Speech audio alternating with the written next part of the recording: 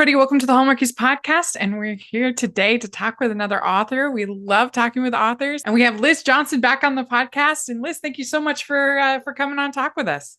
Hey, thanks so much. It's always so fun to talk with you, Rachel. And yeah, I love talking with your audience. Yeah.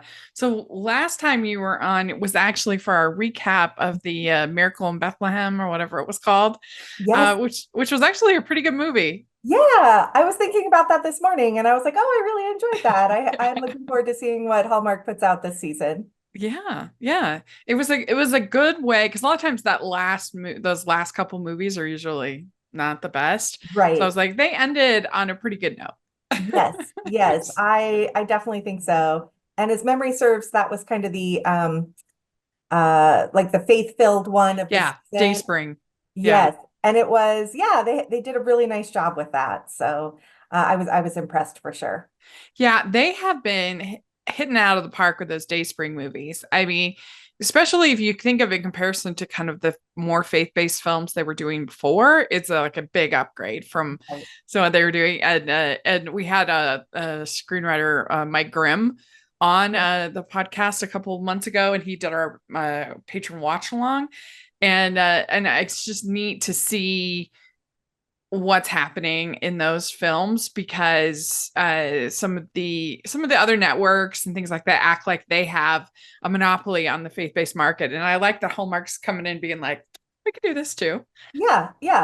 Exactly. Exactly. There's room Yeah. for all of us here. And yeah, and they definitely are bringing in, yeah, just some original content that Hmm. is really uplifting and inspiring, which I Yeah. love this time of year. Well, how has your 2024 gone? You've had a pretty good year.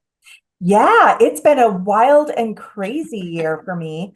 I wrote a book in the spring, and then this summer I went on a tour of Prince Edward Island with about my Oh, readers, and we got to explore my favorite place in the world. And we spent a week there and went to lighthouses and uh, beaches and hiked all over and just did a lot of my favorite parts of PEI. And we had a blast. They were yeah. just really incredible. Oh, And that's good. I'm glad. it was fun. So I was going to ask you about that once we got into the book. But so you'd been there before then, it sounds like. Yes, yes. Okay. So Yeah. this was I've been there 5 times before this. So this Okay. was my sixth trip. And it was fun because we did a lot of my favorite things, but then we also did a few things that I had never done too. So they were kind of new for me too. Uh-huh. And it was fun to get to explore and see the island through the eyes of people who had never been there before. So how did you first get a love of Prince Edward Island? How did that start? Was it Anne Green Gables? Yeah. Yeah. Yeah. So I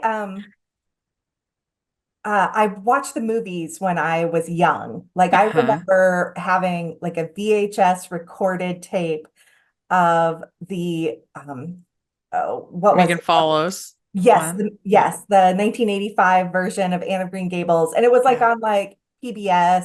And for some reason Oh I yeah. remember something called Wonderworks, which I think was part of PBS maybe. Mm, that sounds Anyway, familiar. Yeah, yeah. maybe it was just local to the area that I grew up. Anyway, Uh-huh. we had Yeah. the VHS and we wore it out. Like, Yeah. so it was like wavy lines and all that kind of stuff. And we watched it all the time. And that was like just my introduction. And I loved Yeah. Green Gables. But I didn't read the books until I was in college and I was doing the Walt Disney World internship program.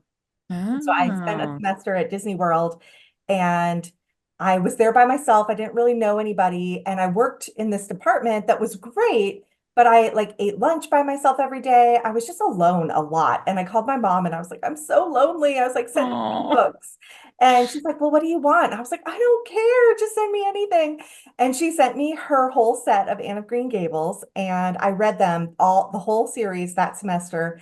And it Oh. became this like, just this touch point. Like it was something that my mom had loved reading those books. And then for me to get to just have a friend when I really needed one. Yeah. And so, yeah. So then when I started writing, I was like, we're going to go to Prince Edward Island. Come on, mom, we're going to go.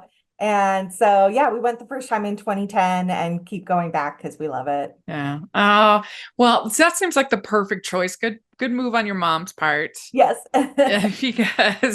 because I think that book, that series does speak a lot to loneliness. Yes, Anne is a very lonely child. I mean, that's why she has her window friend. exactly. That's why friendship is so important to her, Yes. is because she knows what it feels like to be really lonely and to need window friends and to need,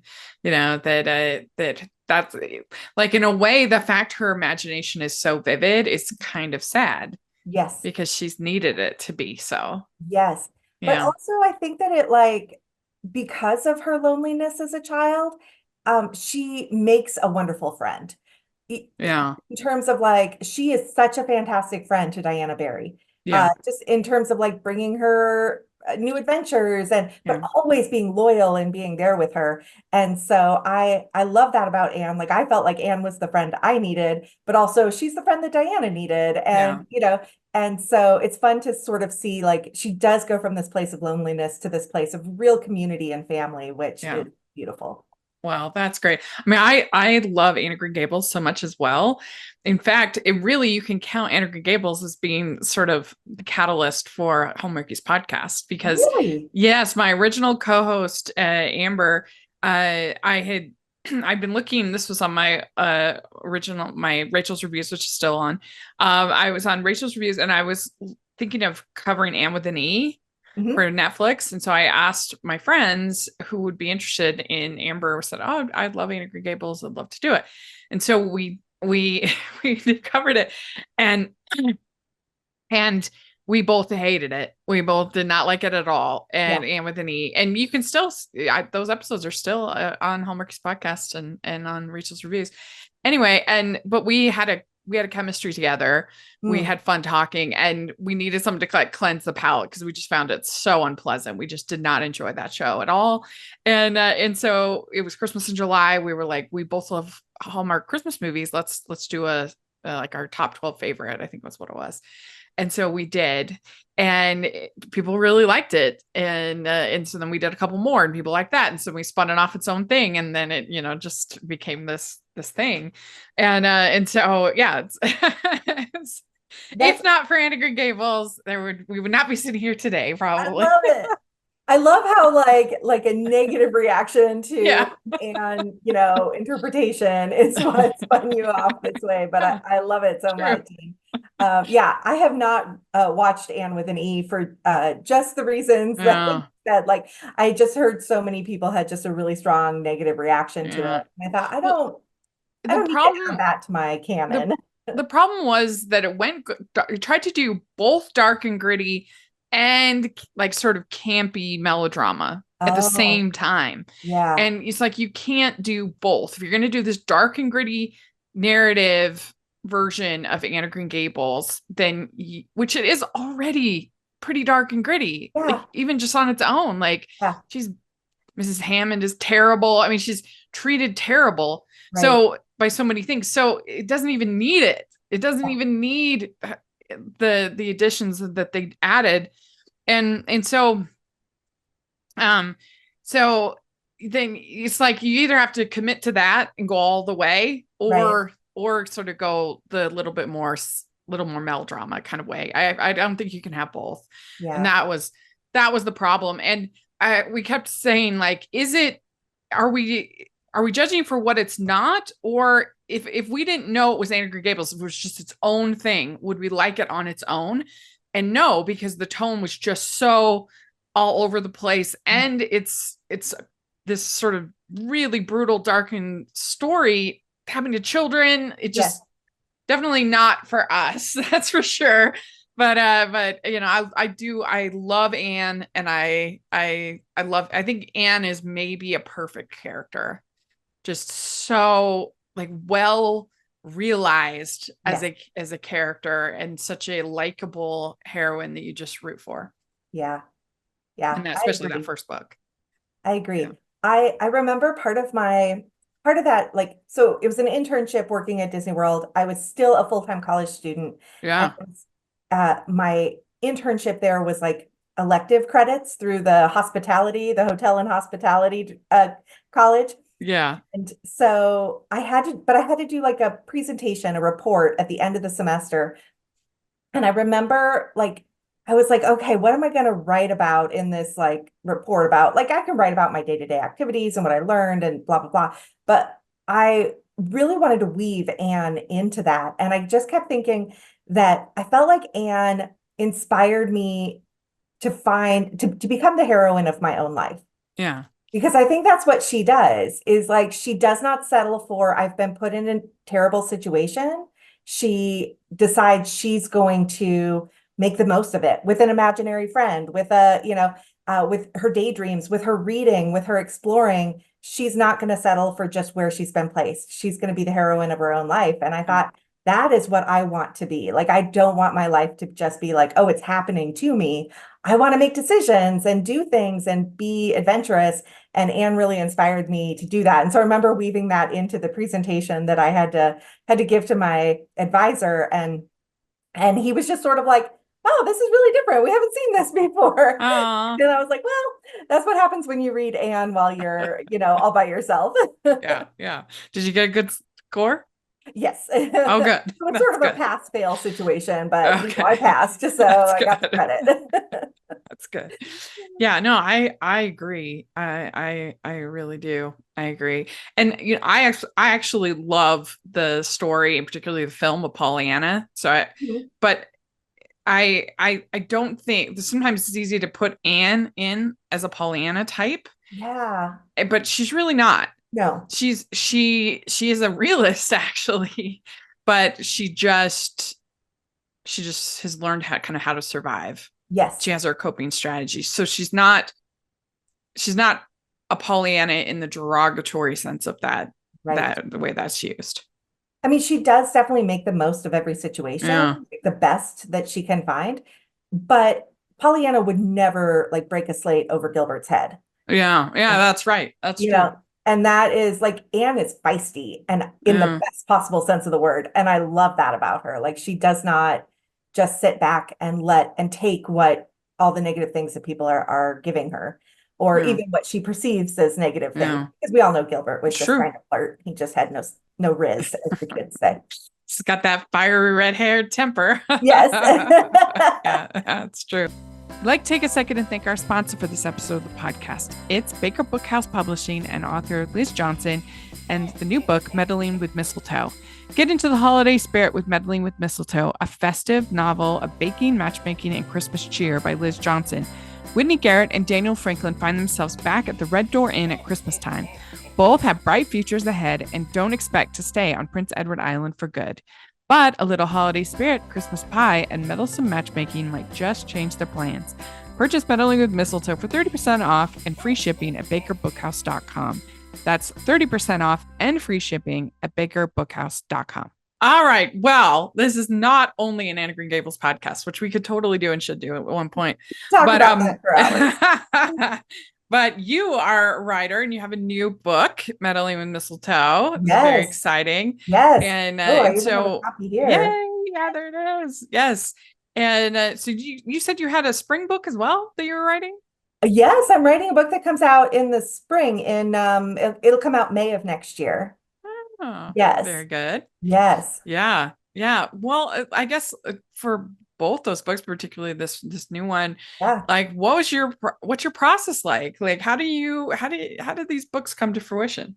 Yeah. So I think as as much as I love Anne, and I love Anne so much, um, I totally get why Lucy Maud Montgomery, the author of Anne of Green Gables, like why she wrote the way that she wrote, because living on Prince Edward Island, like just even visiting it, being there is like every day is a new inspiration. Like the beauty that surrounds you and the peace that's there, and just the like Lucy Maud Montgomery loved to write about settings and about nature and things like that.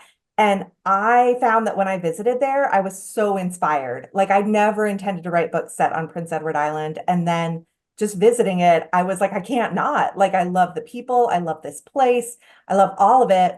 And for me, it really like I had this moment when I was there on my second trip to the island in 2011. I just had this moment where I was like, this is a place where broken hearts can find healing.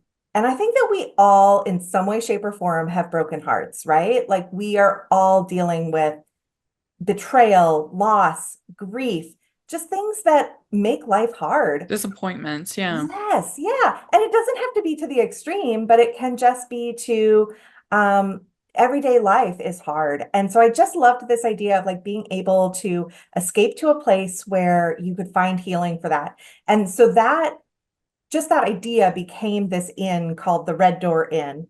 And I wrote a book about that came out in 2016. And so I was talking with my publisher a couple of years ago, and they're like, we'd really like you to go back to the inn and write a Christmas story set there. And I was like, on it, yes, I will do it. And and so from that came this idea of I pulled some of my favorite characters from that earlier series and just said, what is it that I want? And sort of the genesis of this book was, what if there's a matchmaker who's not good at matchmaking? Like, what if she's just not any good at it? Yeah. And that became the genesis of this book, with the idea that there's an aunt who really loves her nephew and wants to see him happy, and decides that the only way to do that is for him to fall in love with this other business person. And her nephew is like a CFO. He's very numbers oriented. He's not great with people. And so she's like, oh, we'll get these two business people together and it'll be perfect. And she corrals this other young lady, Whitney, into helping her matchmake Daniel and this other character. Meanwhile, Whitney starts falling in love with Daniel and saying, I don't think this other woman is right for him. And so then thus we have a little meddling with the mistletoe going on. Yeah. Yeah. I noticed in looking over your books, you hadn't done that many Christmas books. No, Yeah. no. Yeah, this is my first no, it's not my first traditionally published Christmas book, but it's let's see, it's my first in this series. Um, let's Like see. I noticed even in your other series, you hadn't had that many. There weren't that No, many Christmas no. books. So I was like, I wonder what made. So it Yeah. was the publisher. They were like, we Yeah. we want more Christmas. Well, I had pitched a Christmas book idea to them several years ago, and they were kind of like, no, we're not really doing that. But the publisher is under new leadership now, and Mm, I think that maybe their mentality about Christmas books has changed. And anyways, they were open to it, and I was like, yeah. count me Yeah. in. Yeah. Yeah. Yeah. It kind of had a little, maybe it's just I just saw it twice at the Shakespeare Festival. It kind of had some much ado about nothing vibes a Oh, little bit to me. that's All the so matchmaking and the yes. pretending and the yeah, Oh, kind of I hadn't thought about that when I was writing it, but I see it now. Yeah. I mean, I guess it's classic screwball kind of comedy type themes. So Yes. it works. But yeah, as far as this idea of this matchmaking, I mean, do you have an Aunt Eartha in your life? Or Mary Oh, Aretha? Do you have an Aunt Aretha in your life? I I do not have an Aunt Aretha in my life. I have an Aunt Chris who is the absolute best. But I have always lived far away from her, and so uh, not ever been able to sort of be busybody have that like matchmaker. yeah, that day to day try to connect me with somebody. Um Yeah, no, I don't have an Aunt Aretha, but maybe that's why I created her, because I sort of Uh-huh. love that she just sticks her nose into things that maybe she shouldn't. And but she has such a good heart and such a good like her desire is for her nephew to have joy in his life. And she just misses like she's so kind of focused on when she gets an idea, like she can't see that there's another possibility that would be way better. Yeah. Yeah, Yeah. she creates a lot of chaos. She does. She Yeah. absolutely does. Yeah. So, how did you come up with Whitney and Daniel's characters? What was that process like? Yeah. Yeah. So I really wanted to kind of do like an opposites attract. This is very much, um, yeah, very different characters. And I started with Daniel because like, I just had this picture of somebody who's like, numbers make sense, people do not.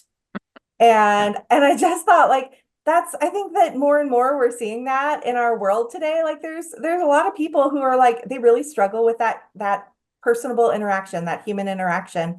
And and I just thought, like, what if he is aware of that, that this is an area where he struggles and he's trying really hard to overcome it, but it has not always gone well. So he's got some hurts in the past. He's been betrayed and hurt in the past. And so now he's really like, I don't need women. I don't want to have somebody in my life. It's way easier just to focus on the numbers.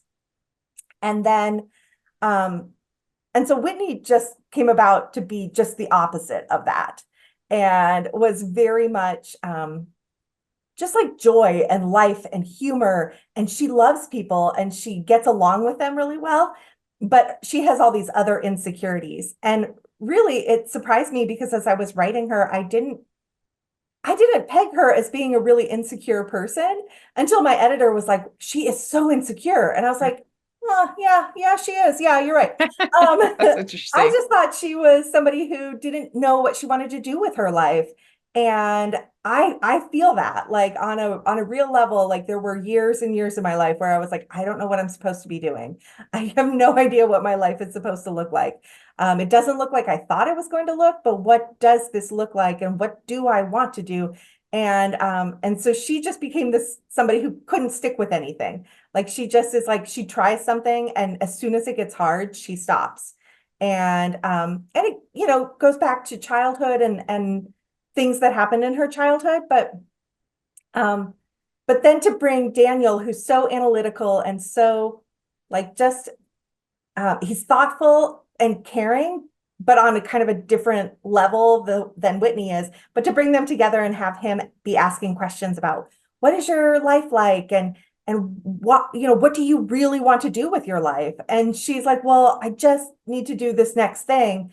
And he's like, no, like, what do you really want to be? Like, what is it that you want to do? And to have somebody come into her life and ask those questions and make her actually analyze them was it was a lot of fun. They ended Mhm. up being great characters together and I loved it. Well, it's always nice too when you have a character who's kind of playing a part because then they can kind of pretend to like put those inhibitions aside Yes, and kind of like she's doing this for Aretha right. and she's not even she's supposed to be setting him up with this other woman Yes, and so it kind of gives her like the freedom to not worry about that. right. Right. Yeah. Yeah. She definitely doesn't start off like she's not trying to impress him or anything. She's just Yeah. real because she just is. Yeah. Yeah. She thinks he's going to end up with Ruby, this other woman. Yeah, was Ruby a tricky character to write because you don't want her to be too like wounded from all this? Right. Um, she she was. It helps that like I don't have we don't get any of her point of view because it's a pretty short novel, like Right. 250 pages. So it's like we didn't dig too much into her backstory or anything, but I pictured her as being so no nonsense that like, and she's been in the business world for years and she has this like high business pedigree. She went to all the right colleges and did all the, right internships and all that kind of stuff. That now that she's in the business world, she just lets things roll off her back. Like she's used to sort of being like a powerful woman in a man's world, and she's like nothing's gonna bother her. She's just gonna keep moving forward. And so that really helped that it was like she was a little bit like, wait, I thought Aretha wanted me to date her nephew, but he's clearly not interested, kind of thing, and to come to that point in that moment was like, I don't think it really bothered her, but it was more, yeah, there was like finding that balance of like, but also how do I make her likable enough that Aretha wants her nephew to be with Yeah. her, so yeah, there was definitely some balance there and finding that right level of like personability, but also like just business focus. Yeah. I mean, it must have been tricky too with Daniel because you have to because he's a you don't want him to be a bad man of business, Yes, but he's got to be reformed. He's got yes, to see the error in his ways and then of course fall in love with Whitney. yes, Yeah. yes. He was, yeah, maybe he was my favorite character to write Hmm. just because there have been young men in my life who like have struggled with some of the same things in terms of like just people interactions. And I just kept thinking like, what do I, what did I want for them? And how did his mom help him like work through those challenges? And not to just dismiss them, but to address them and to figure out how to thrive in a world where maybe he's not like immediately welcomed. And so he ended up being a lot of fun because Yeah. he like recognizes that he can't read between the lines when people are speaking. Like if somebody says something sarcastic, he doesn't always get it. And he knows that. So he's very like, wait, what did you mean by that? And he's like trying to dig in so, because he really wants to understand. And I loved that about him because it takes an extra effort, but it also is like really endearing for me anyways, for him is just to see how hard he tries to be a really good man. Yeah. Yeah. So did you find yourself having to add more Christmas since you're not used to writing Christmas? Actually,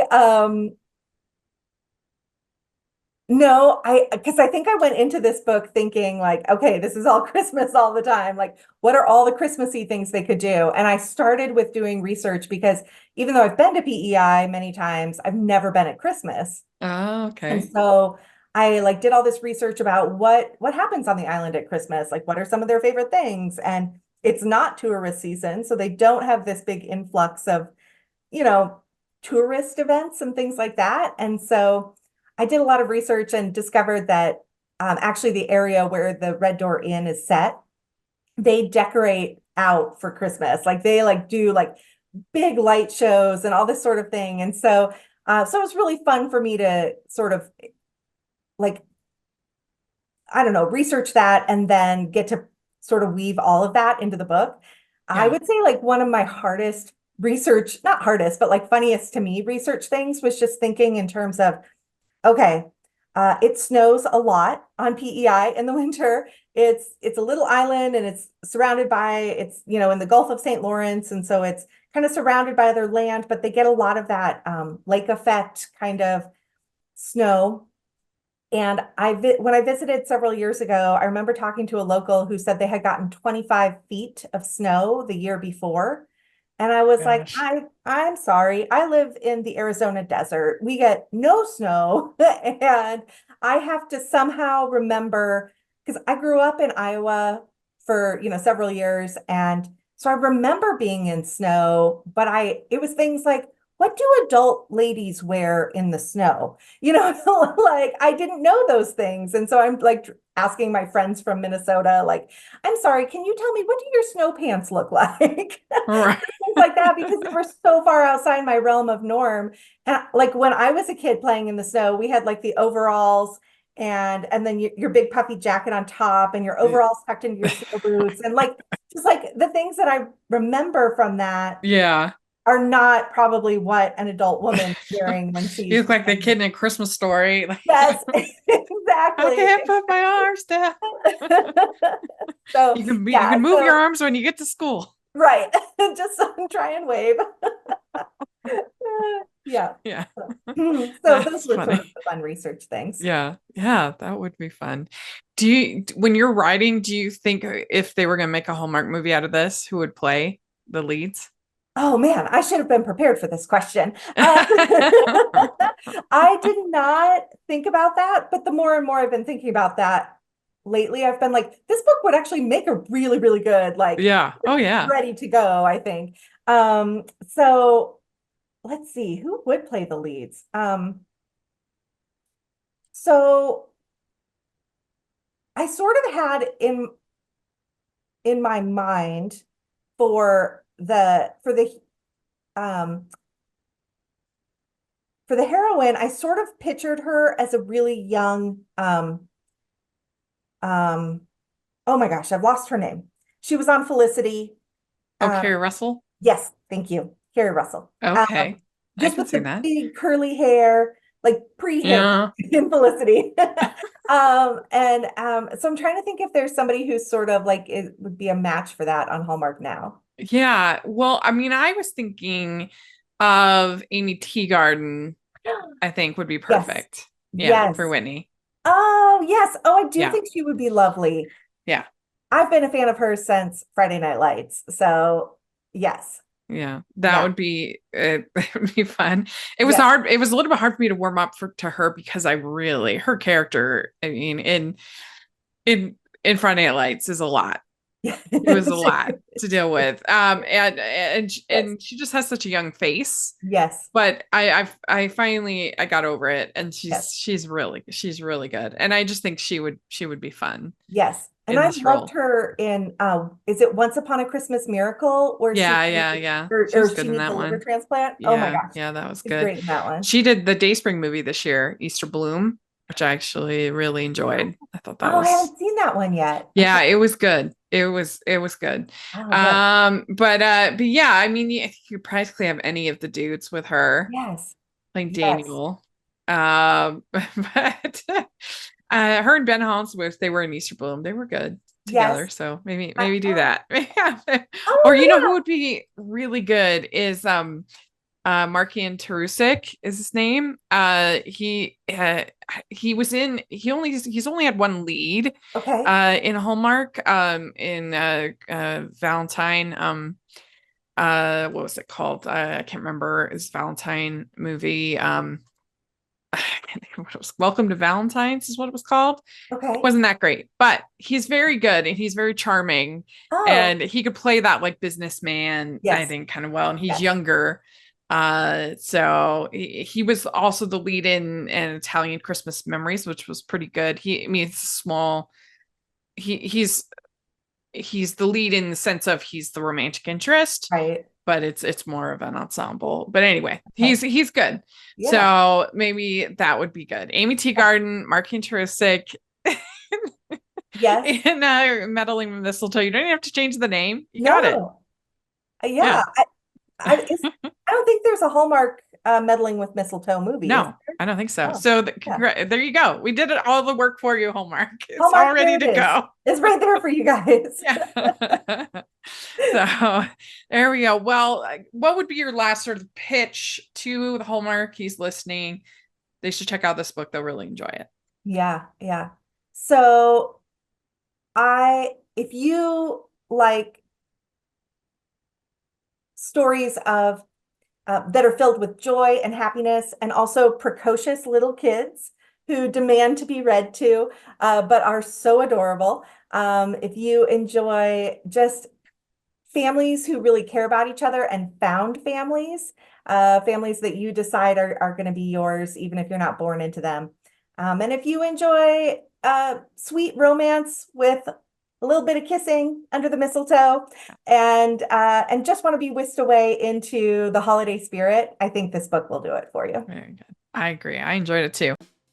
The cool, crisp days of fall are calling. Fuel up for them with Factor's no prep, no mess meals. Meet your wellness goals in time to go back to school thanks to the menu of chef crafted meals with options like Calorie Smart, Protein Plus, and Keto. Factor's fresh, never frozen meals are dietitian approved and ready to eat in just 2 minutes. So no matter how busy you are, you'll always have time to enjoy nutritious, great tasting meals.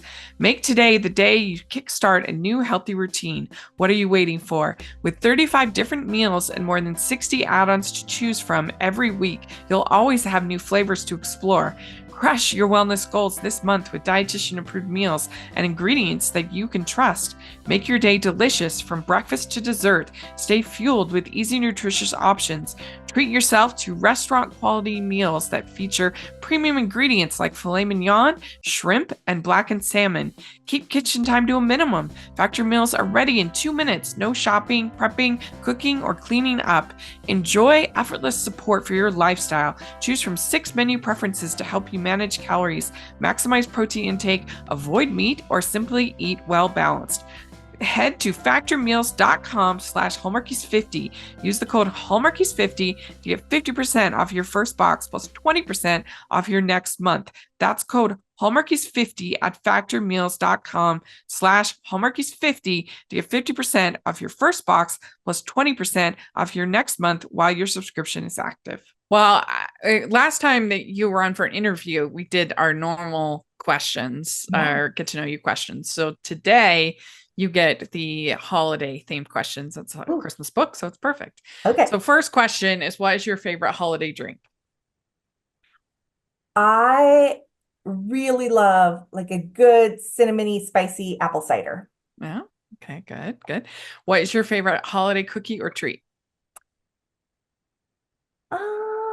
All of them. Yeah. No, I do really like English toffee, like chocolate covered toffee is one Oh, of yeah, me my favorites. too. Yeah. What is your favorite Christmas song or carol? O come Emmanuel. Yeah. Nice. That's a good one. Yes. Okay, what's your favorite classic Christmas movie? Class. While you were sleeping.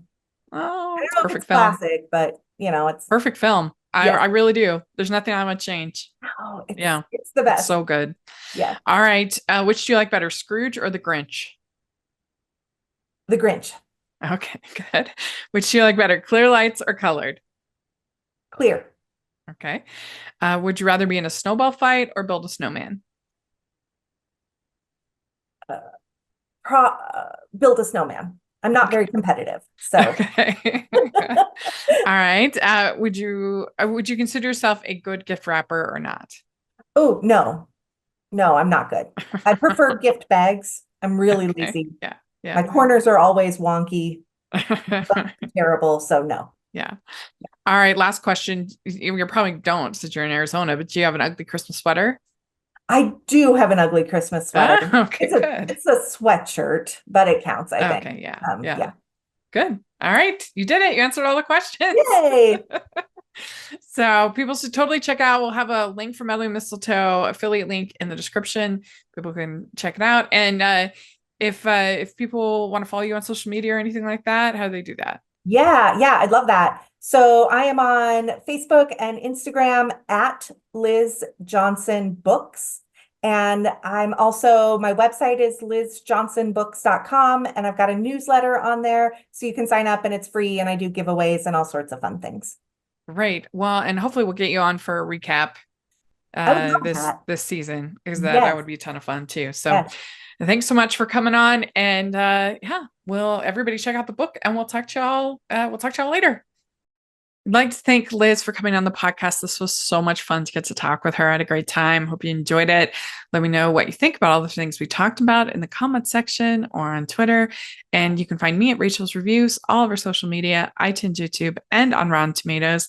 And make sure you're following the podcast, Hallmarkies Pod and Hallmarkies Podcast, all of our social media and on TikTok. And if you are listening on iTunes, please leave your ratings and reviews. Really appreciate that. And if you are watching on YouTube, please give the video a thumbs up and subscribe to the channel. We appreciate that so much. We also have the Patreon group and merch store, which we really appreciate that support. And thanks again to Liz. We'll talk to y'all later. Bye.